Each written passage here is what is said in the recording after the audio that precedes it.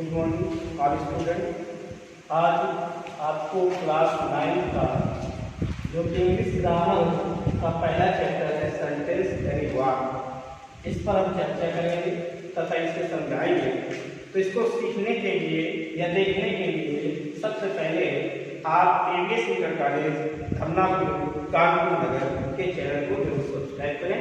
तो देखिए, सेंटेंस यानी वाक्य, वाक्य क्या है?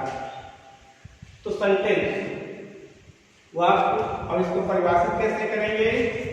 आ group of words which make a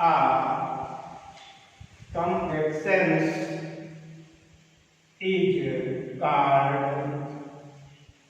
a sentence। देखिए, परिभाषा हो गई, a group of words which make a complete sentence is called a sentence। शब्दों का ऐसा समूह जो पूर्ण अर्थ या भाव प्रकट करता है उसे वाक्य कहते हैं। कहने का अर्थ हो जाएगा, जैसे कि दिया जाएगा राम राइट्स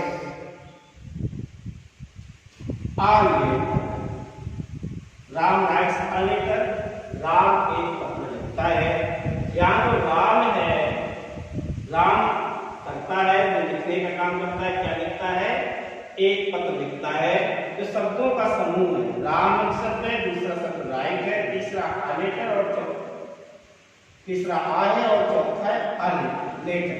ये चार शब्दों का एक समूह है जो कि पूरा अर्थ या भाव दे रहा है, इसे हम सेंटेंस कहते हैं। यहाँ भी और भी लिख सकते हैं, सीता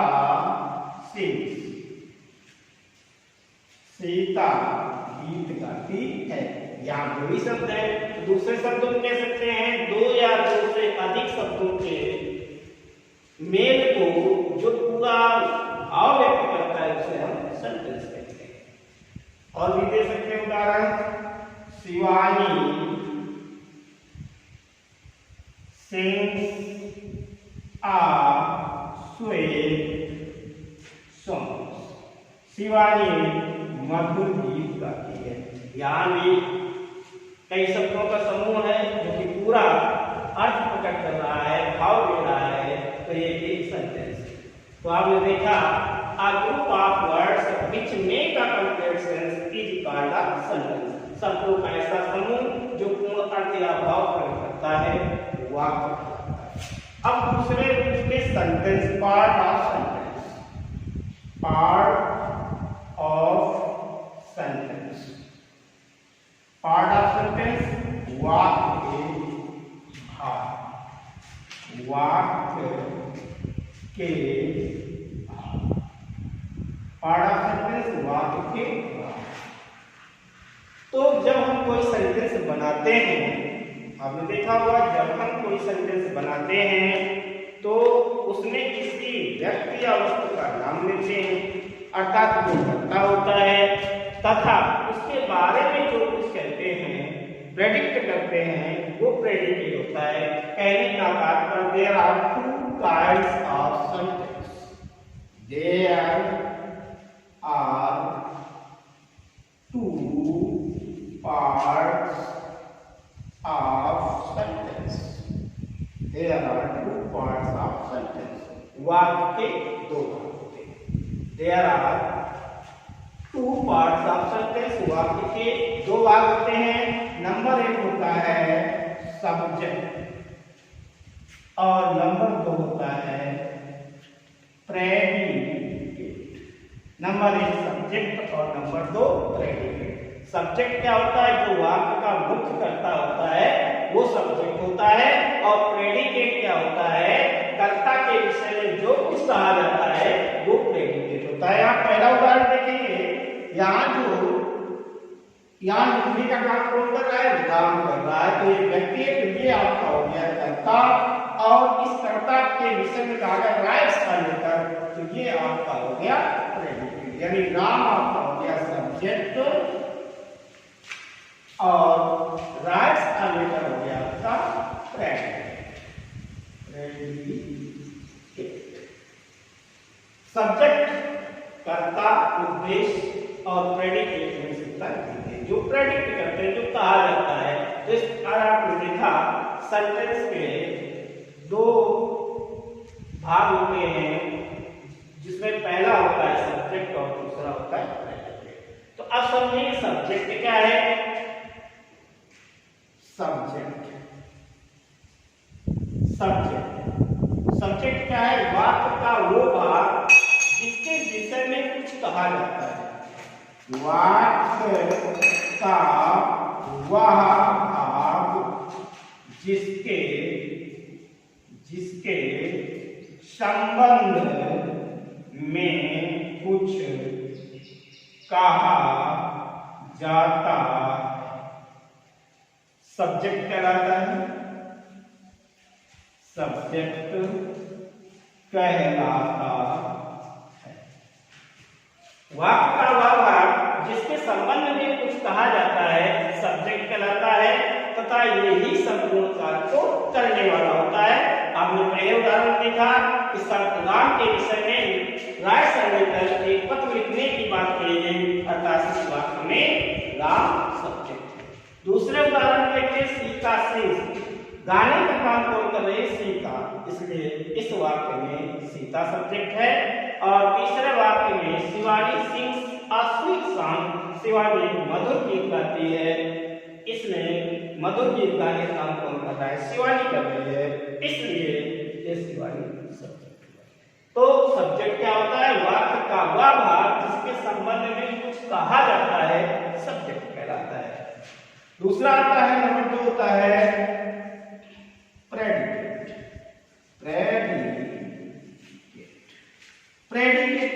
अब प्रेडिकेट क्या है?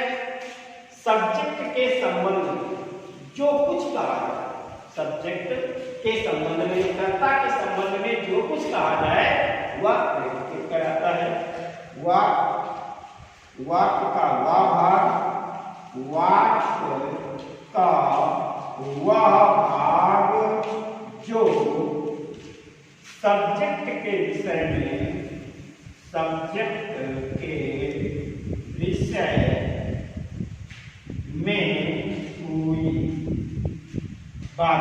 कोई बात बताए।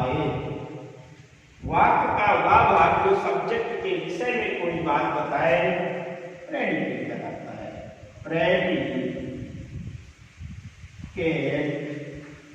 कहलाता। आपने देखा प्रेडिकेट क्या? वाक्य का वह भाग जो सब्जेक्ट के विषय में कोई बात बताता है उसे प्रेडिकेट कहते हैं। आपने उदाहरण में देखा, सब्जेक्ट राम है और इसके विषय में क्या है? राइट्स आ लेटर, तो राइट्स आ लेटर आपका प्रेडिकेट है। दूसरे उदाहरण में सब्जेक्ट सीता है और सीता के संबंध में गाने की बात कही गई, तो सिंस आपका प्रेडिकेट है। तीसरे उदाहरण में शिवानी सब्जेक्ट है, सिंस आपको शिवानी के संबंध में कहा गया, तो ये क्या है?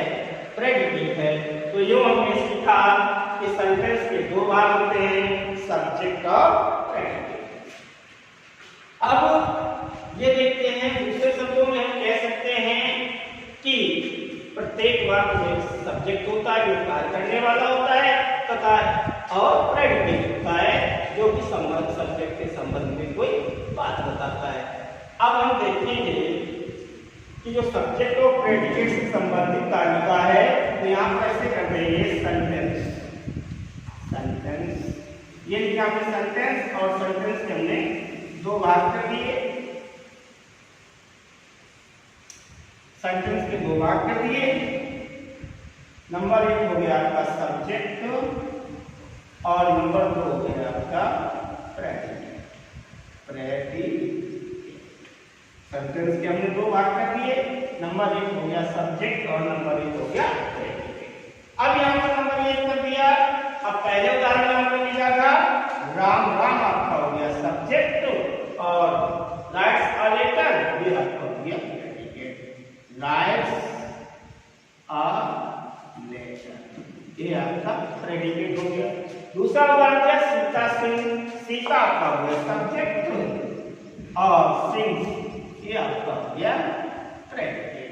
तीसरा उदाहरण शिवानी सिंह नुकसान, तो यहाँ पर शिवानी आपका हो गया सब्जेक्ट, शिवानी आपका सब्जेक्ट हो गया और सिंग्स आर नुकसान, सिंग्स आर स्वीट सॉन्ग, ये आपका हो गया सॉन्ग, ये आपका हो गया प्रेडिकेट। तो अब आपको समझ में आ गया होगा सब्जेक्ट और प्रेडिकेट क्या होता है। यूं हम कह सकते हैं कि क्रिया से पहले वाला भाग सब्जेक्ट कहलाता है तथा क्रिया से लेकर बाद वाला पूरा भाग आपका प्रेडिकेट कहलाता है। फिर एक बार देख लें, क्रिया से पहले वाले भाग को हम सब्जेक्ट कहते हैं तथा क्रिया से बाद वाले क्रिया से लेकर उसके जो भी बाद भाग होता है उसे आप प्रेडिकेट कहते हैं। फिर एक बार देख लें, क्रिया से जो पहले हिस्सा होगा वो आपका सब्जेक्ट होगा और क्रिया के जो बाद में होगा वो क्रिया से लेकर क्रिया के बाद वाला भाग आपका प्रेडिकेट होगा, जैसा कि उपरोक्त उदाहरणों से और तालिका से स्पष्ट होता है। तो ऐसे भी इसको कह सकते हैं कि प्रत्येक वाक्य में सब्जेक्ट सबसे पहले आता है तथा प्रेडिकेट उसके बाद आता है। प्रत्येक वाक्य जो होता है उसमें क्या होता है, सब्जेक्ट सबसे पहले आता है और उसके बाद प्रेडिकेट आता है। लेकिन इसमें कुछ अपवाद है। जैसे अपवाद क्या है, कभी कभी प्रेडिकेट पहले आ जाता है, सब्जेक्ट बाद में आता है। कभी कभी ऐसा भी होता है प्रेडिकेट पहले आ जाता है और सब्जेक्ट उसके बाद में आता है। जैसे हम कहते हैं down went the Lord, down went the Lord, मालिक नीचे आया। अब यहाँ डाउन वेंट है क्रिया, तो ये आपका प्रेडिकेट और क्रिया पहले आ गई और ये द लॉर्ड ही आपका है सब्जेक्ट को बाद में आया। ये अपवाद है, कभी कभी ऐसा होता है कि प्रेडिकेट पहले आता है सब्जेक्ट बाद में आता है, तो अपवाद हो गया। नहीं तो ज्यादातर वाक्य में सब्जेक्ट सबसे पहले आता है और प्रेडिकेट उसके बाद आता है। लेकिन अपवाद में क्या है, तो अपवाद में कि कहीं कहीं पर ऐसा भी होता है प्रेडिकेट पहले आ जाता है और सब्जेक्ट बाद में आता है। जैसे डाउन वेंट द लॉर्ड, मालिक नीचे आया, तो डाउन वेंट की क्रिया है नीचे आना, नीचे जाना और द लॉर्ड क्रिया का सब्जेक्ट है। क्योंकि कौन नीचे आया, नीचे कौन आया है, द लॉर्ड, मालिक नीचे गया, तो जाने का काम कौन सा रहा है, द लॉर्ड, मालिक ने बाद में लिखा हुआ है, ये सब्जेक्ट हो गया और ये प्रेडिकेट हो गया। तो दूसरी बात क्या है, जितने भी इंपरेटिव सेंटेंस होते हैं उनमें केवल प्रेडिकेट होता है, सब्जेक्ट नहीं होता। जितने भी इंपरेटिव सेंटेंस होंगे उनमें केवल प्रेडिकेट होता है, सब्जेक्ट नहीं होता। क्योंकि इंपरेटिव सेंटेंस की परिभाषा ही है, परिभाषित भी करते हैं कि जो आदेशात्मक, प्रार्थनात्मक या सलाहवाची शब्दों को व्यक्त करें, ऐसे वाक्यों को हम इंपरेटिव सेंटेंस कहते हैं। और ये वाक्य या क्रिया से प्रारंभ होते हैं या आदेशात्मक, प्रार्थनात्मक अथवा सलाहवाची शब्दों से प्रारंभ होते हैं। और इन वाक्यों का जो कर्ता यू होता है वो हमेशा छिपा रहता है। जैसे हम कह रहे हैं सिट डाउन, सिट डाउन, बैठ जाओ, तो यहाँ पर कर्ता नहीं है, कौन बैठेगा, सिट डाउन, बैठ जाओ, एक आदेश दिया गया, यहाँ पर कोई कर्ता नहीं, केवल प्रेडिकेट है। अगर हम केवल कहेंगे रीड, पढ़ो, ये भी आपका एक सेंटेंस है, इसका मतलब आदेश दिया गया रीड, पढ़ो। अगर कहते हैं please sit down, please sit down, तो ये भी आपका इंपरेटिव सेंटेंस है, लेकिन यहाँ भी करता नहीं है, ये प्रार्थनात्मक शब्द है, तो इंपरेटिव सेंटेंस है, प्लीज सिट डाउन, यहाँ भी सब्जेक्ट नहीं है। तो जितने भी इंपरेटिव सेंटेंस होते हैं उनमें सब्जेक्ट नहीं होता, केवल प्रेडिकेट होता है। अब इसके बाद में आगे आते हैं सब्जेक्ट के भाग, पार्ट्स ऑफ सब्जेक्ट या सब्जेक्ट का विभाजन।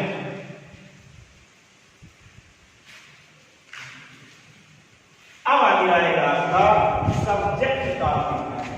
अभी हम क्या डालेंगे, सब्जेक्ट का विभाजन। अभी क्या डालेंगे, सब्जेक्ट का विभाजन। सब्जेक्ट को दो भागों में विभाजित किया जाता है, सब्जेक्ट को दो भागों में विभाजित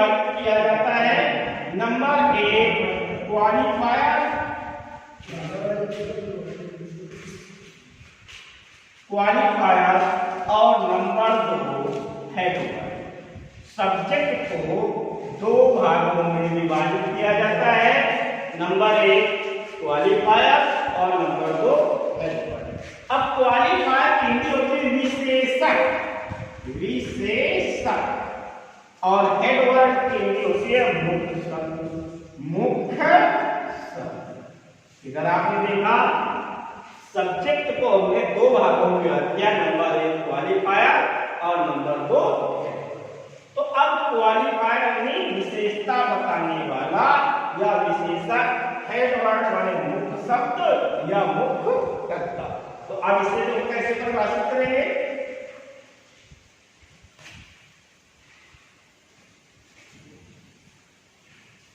हेडिंग डालेंगे क्वालिफायर, हेडिंग डालेंगे क्वालिफायर,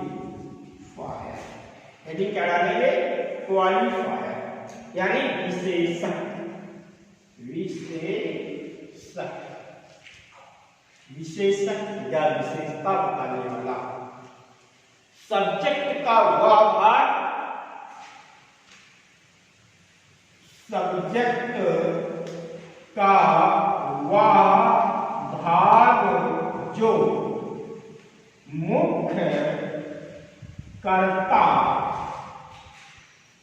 सब्जेक्ट का वह भाग जो मुख्य कर्ता के संबंध में, मुख्य कर्ता के संबंध में कोई बात बताता है, बताता है या मुख्य कर्ता की विशेषता बताता है, बताता है। क्वालिफायर, क्वालिफायर विशेषता बताने वाला, विशेषता बताने वाला, क्वालिफायर विशेषता बताने वाला कहलाता। पुनः समझिए, सब्जेक्ट का वह भाग जो मुख्य कर्ता के संबंध में कोई बात बताता है या मुख्य कर्ता की विशेषता बताता है, क्वालिफायर विशेषता बताने वाला कहलाता है। जैसे a fireman के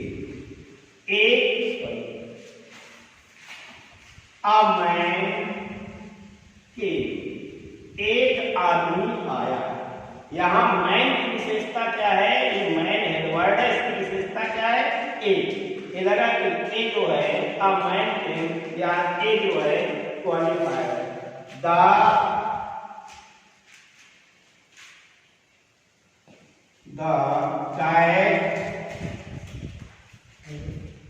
The cat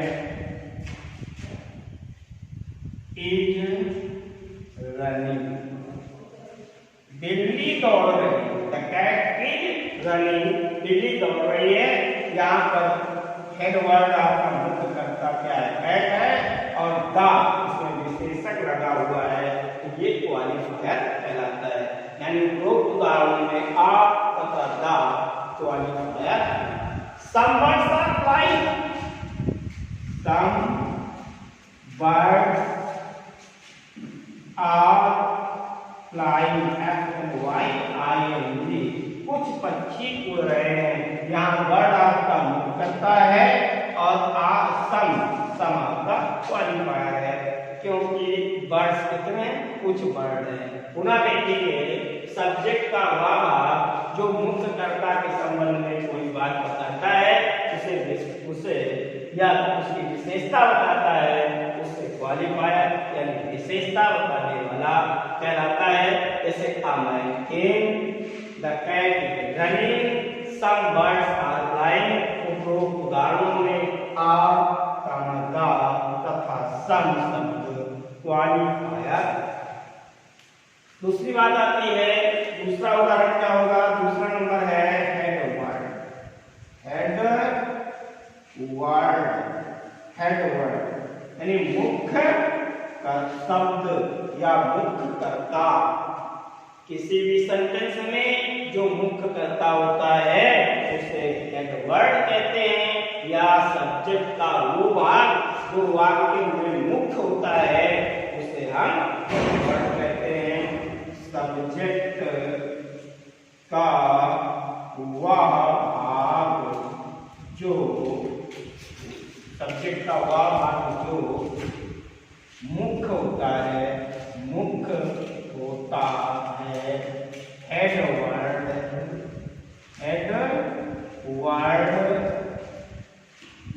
यानी मुख्य शब्द, हेड वर्ड मुख्य शब्द या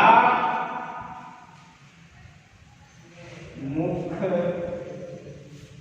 कर्ता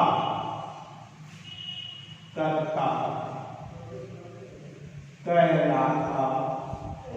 पुनः समझेंगे, किसी सेंटेंस का वह भाग जो वाक्य में मुख्य होता है उसे हेड वर्ड या मुख्य कर्ता कहते हैं। जैसे दो उदाहरणों में मैं आपका मुख्य हेड वर्ड है, कैट आपका हेड वर्ड है और बर्ड्स आपका हेड वर्ड है। इसकी भी एक सारणी बना लेते हैं।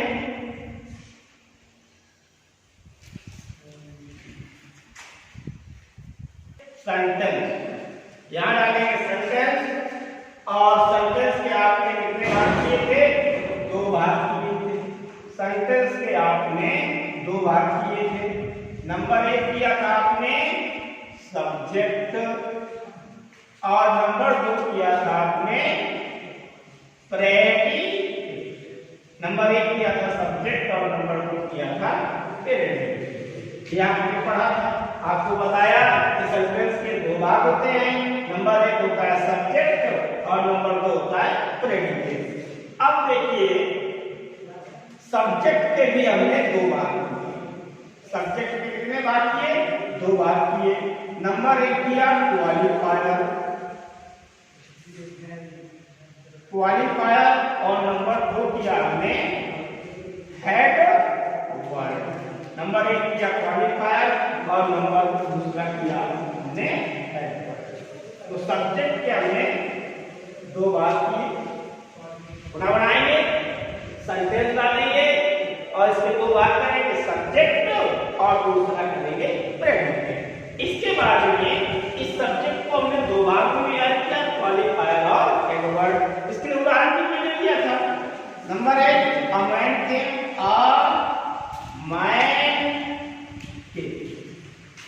आपको हो गया। दूसरा उदाहरण दिया था द कैट इज रनिंग।